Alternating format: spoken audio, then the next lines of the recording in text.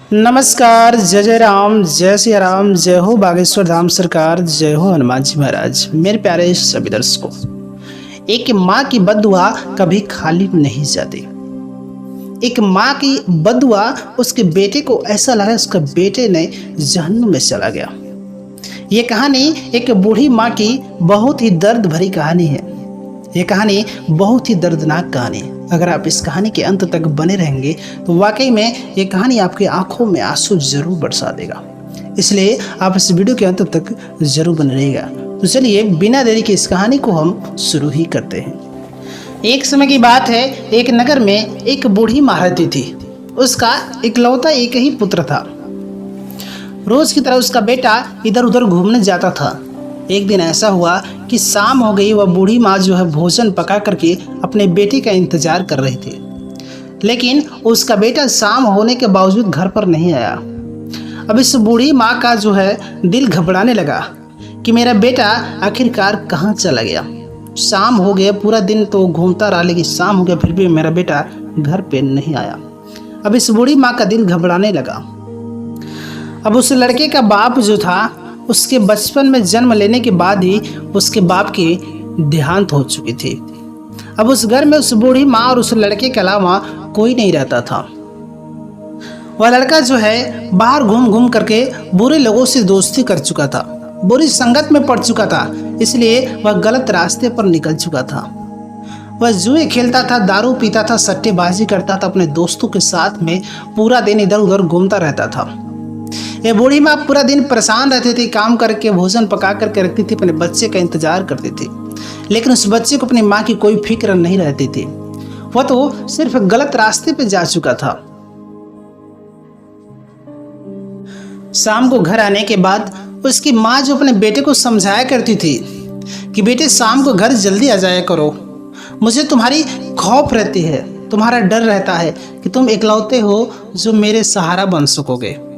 इकलौते तुम ही मेरे सहारा, उसके बाद इस दुनिया में मेरा कोई नहीं है, और मेरे हालात के साथ साथ मुझे भी डर लगा ही रहता है। इसलिए मेरे बेटे तुम देर मत किया करो।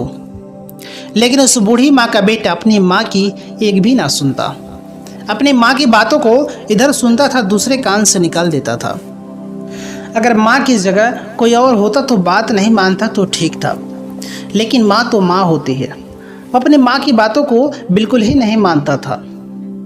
वह माँ अपने बेटे के बगैर भला खाना कैसे खा सकती, और बिना बेटे के खाना खाए बगैर वह खाना खा करके पहले सो भी नहीं सकती थी। इसलिए कितना ही देर हो जाती थी, कितना ही रात हो जाती थी, वह माँ जो अपने बेटे का इंतजार करती थी। अब इसी तरह दूसरे दिन हुआ, शाम हो गई। रात्रि होने के बाद दरवाजे पर कोई दस्तक दिया। अब वह माँ ने जाकर दरवाजे के खोला तो देखा उसका बेटा खड़ा था। वह भगवान का लाख लाख शुक्र करने लगी कि हे भगवान, चलो कम से कम देर ही सही मेरा बेटा सही सलामत घर पे चला आया। उसके बाद बेटा कहने लगा कि अम्मा मुझे भूख लगी है, तुम जल्दी से मुझे रोटी ला करके दो, मुझे बहुत जोरों से भूख लगी, मुझे खाना खाना है। माँ ने अपने बेटे से कहा कि बेटा मैं तेरे लिए रोटी बनाई हूँ, लेकिन तू पहले ये तो बता तू अभी तक कहाँ पे था, इतनी देर तक तू क्यों था? मैं तो तुम्हें रोज रोज समझा करके थक चुकी हूँ, मैं बहुत परेशान रह रही थी, मैं तो तुम्हारी राह देख देख करके पागल हो चुकी थी। बेटा बोला कि माँ तुम्हें चिंता करने की कोई ज़रूरत नहीं है, मैं तो अपने दोस्तों के साथ में सिनेमा देखने चला गया था। फिल्म देखते देखते देर हो गई।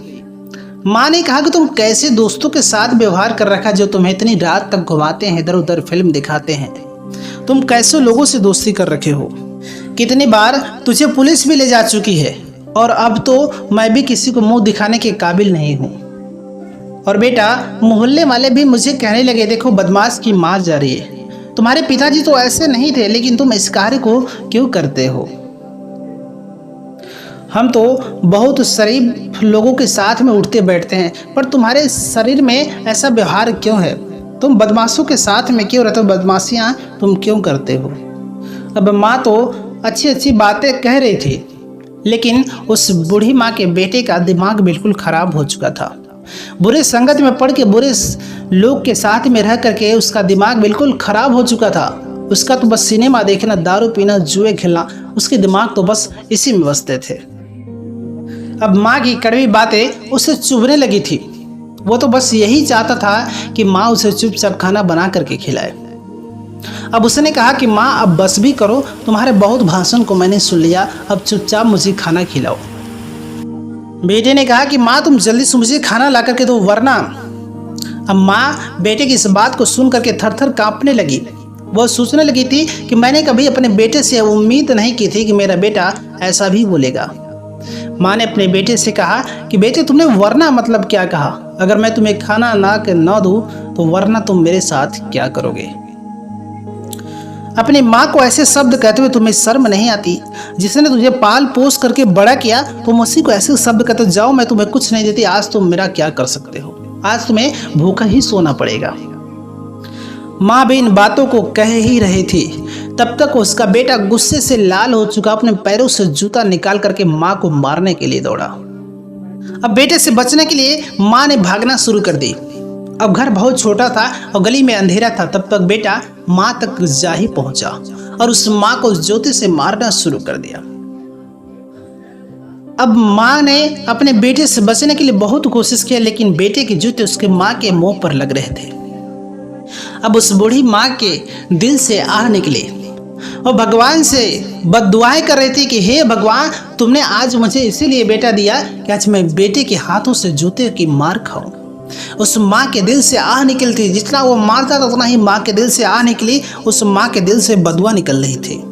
अब बूढ़ी माँ भगवान से रो रो करके कहने लगी कि हे भगवान, अब आप मुझे अपने पास बुला लीजिए, मुझे और जूते खाने की सहन करने की शक्ति नहीं है। हे भगवान, अब आप मुझे अपने पास बुला लीजिए, मैं इसके जूते खाने के लिए इस धरती पर नहीं हूँ, मुझे आप अपने पास बुला लीजिए, मुझे इस धरती पर जीने का कोई इच्छा नहीं है। वह भगवान से प्रार्थना करने लगी, उसके दिल से आह निकलने लगा।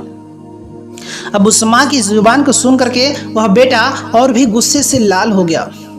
हे भगवान, ऐसे बेटा आप किसी को न दे जो अपनी माँ को जूतों से मार रहा हो। माँ तड़प रही है, आंख भर रही, लेकिन उसके दिल में थोड़ी भी तकलीफ नहीं, बल्कि वह और गुस्से से लाल हो रहा है। अब माँ को मारने पीटने के बाद वहीं पर छोड़ करके वह सोने के लिए चला गया। माँ को वहीं बाहर मार पीट करके गिरा करके चला गया अपने आराम से सोने के लिए। लेकिन सोने से कुछ ही देर बाद उसके पैरों में दर्द शुरू हो गए और वह दर्द धीरे धीरे करके बढ़ता चला गया। सुबह हुई तो दर्द इतना बढ़ गया कि अब वह सहन नहीं कर पा रहा था और अब उसके पांव भी सूज चुके थे। अब सुबह होने के बाद वह डॉक्टर के पास में पहुंचा। डॉक्टर भी उसके पांव का चेकअप करके कहा कि मुझे कुछ समझ में नहीं आ रहा कि तुम्हारे पैर में इतना दर्द किस वजह से हो रहा है और तुम्हारा पांव क्यों सूज चुका है। अब वह तुरंत वहां से अपना इलाज कराने के लिए बड़े शहर में किसी बड़े अस्पताल में चला गया। लेकिन उसे ऐसा भगवान का कहर लगा, उस माँ की ऐसी बद्दुआ लगी, उस माँ का ऐसा आह लगा कि उसकी इलाज किसी भी डॉक्टर को समझ में नहीं आ रहा था। कोई भी डॉक्टर उसकी बीमारी को नहीं पकड़ पा रहा था। आखिरकार इसका पैर क्यों सूज रहा है, किस बीमारी के कारण सूज रहा है, इसके पैर में दर्द क्यों हो रहा है, इसका समझ किसी भी डॉक्टर को भी नहीं आ रहा था। क्योंकि यह एक भगवान का कहर था। एक बूढ़ी माँ की बद्दुआ के कारण उसके पैरों में ऐसा पीड़ा शुरू हो गई थी। अब डॉक्टरों ने जहां पर भी चेकअप कराने गए सभी डॉक्टरों ने उसके जवाब दे दिया कि कुछ समझ में नहीं आ रहा कि तुम्हारा पाँव दिन पर दिन खराब क्यों होता चला गया। अब कहीं गया डॉक्टरों ने कहा कि तुम्हारे पाँव दिन पर दिन खराब, तुम्हारे पाँव को कुछ काटना पड़ेगा। अब थोड़े से उसके पाँव को काट दिया गया मगर फिर भी आराम नहीं आया।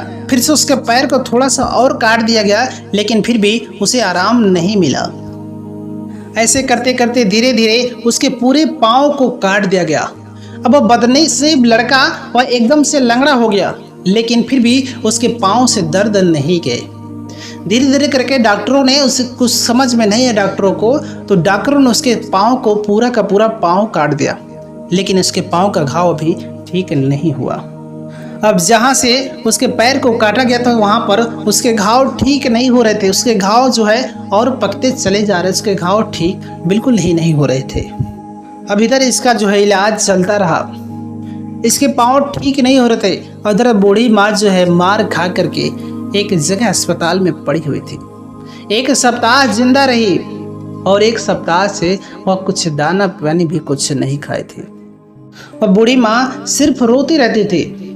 वह यही समझती थी कि मेरा बेटा बड़ा होकर के मेरे बुढ़ापे का सहारा बनेगा, लेकिन मुझे इस बात का पता नहीं था कि मेरा बेटा मुझे ही मार डालेगा।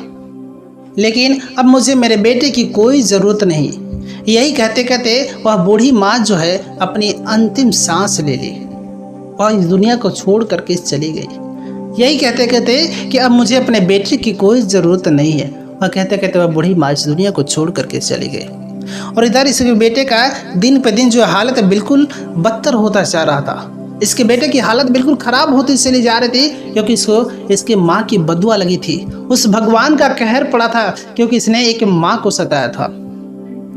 अब उसकी शादी हुई तो उसकी बीवी उसे छोड़ करके चली गई। उसके बच्चे हुए तो वह भी उस जालिम इंसान के करीब में नहीं जाते थे।